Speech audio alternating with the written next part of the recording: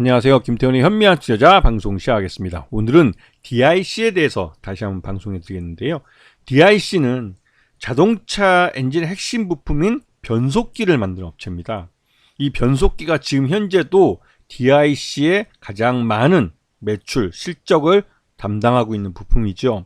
하지만 이 DIC는 이 내연기관과 함께 수명을 다하게 됩니다. 그래서 이 감속기라는 전기차에 들어가는 핵심 변속기 역할을 하는 감속기라는 부품을 개발하는 데 성공을 했고, 실제로 현대차와 기아에 이 EV 감속기를 납품하고 있습니다. 그리고 DIC는 신규 사업으로 로봇 감속기도 개발을 했습니다. 그래서 로봇 시장에도 진출을 한 상태죠. 앞에서 말씀드렸듯이 이 변속기는 향후 전기차의 보급과 함께 소비가 늘어날 것으로 생각되고, 특히 지금도 DIC EV 감속기 매출은 꾸준히 늘고 있는 상황입니다. 그리고 중대형 사이클로이드 감속기를 개발하면서 로봇 감속기 시장에도 진출할 예정이지요. 지금 보시면 이 변속기는 내연기관에 사용되는 자동 변속기와 수동 변속기는 점점 앞으로 시간이 지날수록 수요량이 줄어들고 있습니다. 하지만 EV 감속기는 꾸준히 늘고 있죠. 그만큼 전기차의 보급과 함께 EV 감속기의 수요가 늘 수밖에 없는 구조입니다. 그리고 DIC 그룹 내에 다양한 계열사들이 있는데요. 그 계열사들이 나름대로 실적을 내고 있어가지고 전체적으로 DIC의 실적이 최근 들어서 살아나고 있는 모습을 보여주고 있습니다.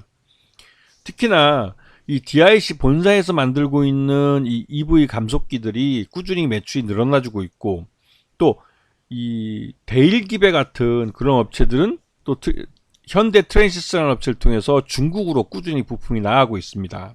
그리고 데일 USA라고 작년에 그렇게 많이 투자를 했던, 생산량을 늘리기 위해 투자했던 이 미국 현지법인, 이 현지법인이 올해부터 본격적으로 실적이 늘어날 가능성이 큽니다. 특히 2분기부터 폭스바겐이라고 독일 업체에다가 이 기어를 납품할 예정이기 때문에, 이렇게 되면 미국 데일 USA라는 미국 법인의 실적이 상반기 2분기부터 이제 개선이 되기 시작하고, 하반기부터는 현대차의 미국 조지아주 전기차 전용 공장에다가 관련 EV 감속기 부품을 납품할 예정이기 때문에, 그렇게 되면 전체적으로 미국 법인부터 살아나서 이 DIC 전체적으로 실적이 좋아질 가능성이 높아지는 것이죠.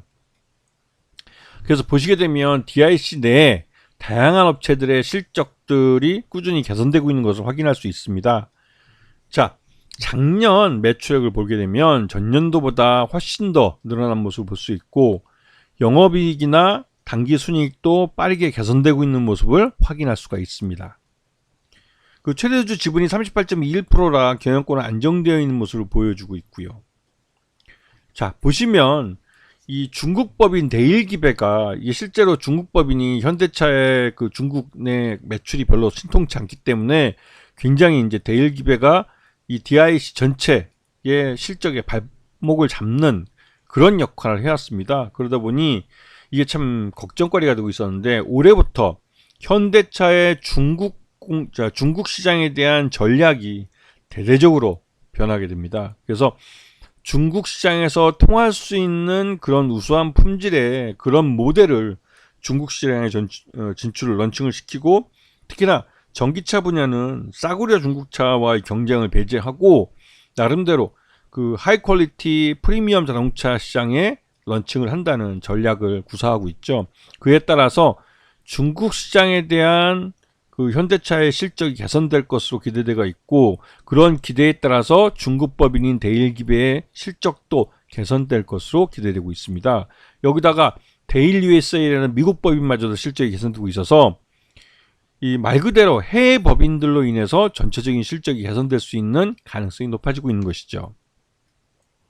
그래서 보시게 되면 DIC의 주가가 올해 들어와서 좀 상반기에는 별 신통치 않은 모습을 보였지만, 이후에는 이 작년 실적을 반영하면 전체적으로 밑에 바닥을 올려가는 그런 흐름을 보이고 있고, 전체적으로 상승세를 타고 있는 것을 확인할 수가 있습니다.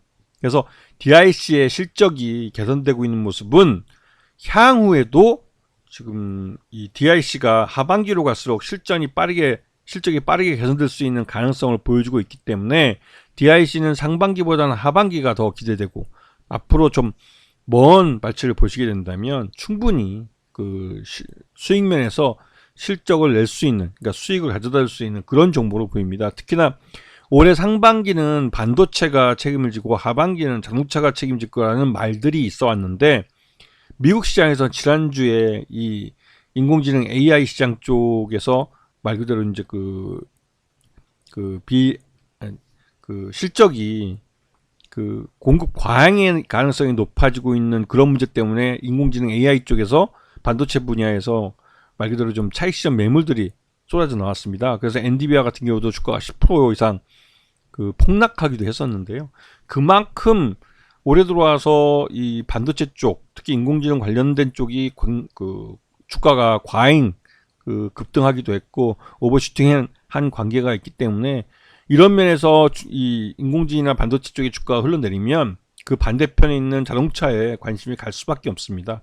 반도체나 인공지능에서 빠져나온 자금들이 결국 흘러갈 곳은 그동안 상대적으로 조정을 받았던 자동차 쪽이 될 수밖에 없기 때문에 그런 것이죠. 아시겠죠? 자, 오늘 방송 여기서 마치겠습니다. 감사합니다.